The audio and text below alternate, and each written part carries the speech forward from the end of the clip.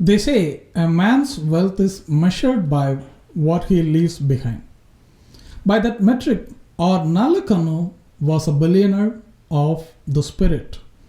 Despite owning nothing more than a few white shirts and a rented room, the iron bars could not contain the thought. The fire of a soul cannot be bought. He gave the gold back to the hungry earth to prove what a human life is truly worth.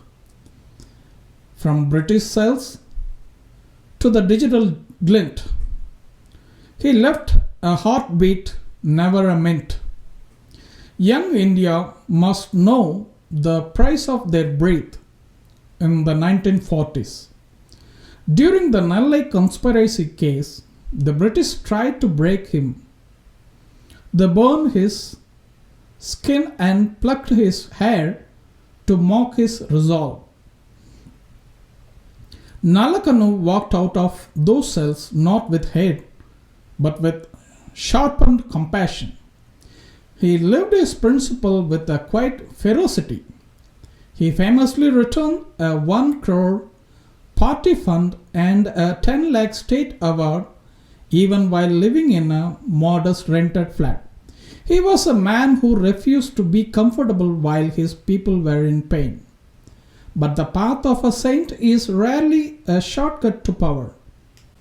In the 1999 Lok Sabha elections, Nallakannu stood for the workers in Coimbatore.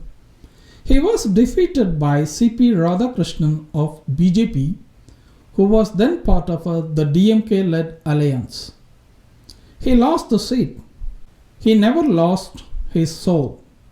He proved that leadership isn't about the winner's podium. It's about the consistency of the struggle. While we debate capitalism versus communism, the world has quietly admitted Nallakannu was right.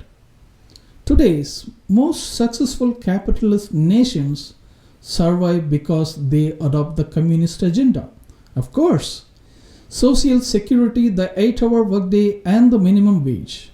The world didn't defeat his ideas. It wove them into the fabric of modern life to save itself from collapse. Now, a new whisper in the growing in our society.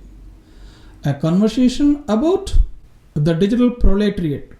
As AI agents deployment begin to dominate industries, we face a future where human sweat is replaced by silicon.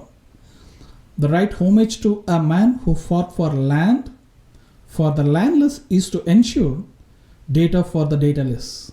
Society is now calling for the Nallakannu Act. This legislation would mandate a strict balance, controlling the ratio of AI agents to human workers so that progress doesn't breed. It proposes a visionary AI agent tax where the immense wealth generated by autonomous machines is taxed to compensate for the lost human opportunity. Under Nallakannu Act, the machine works for the man, not the other way around. Comrade Nallakannu didn't fear the future. He feared the world without a heart. As we code our future, let us name it after the man who never sold his.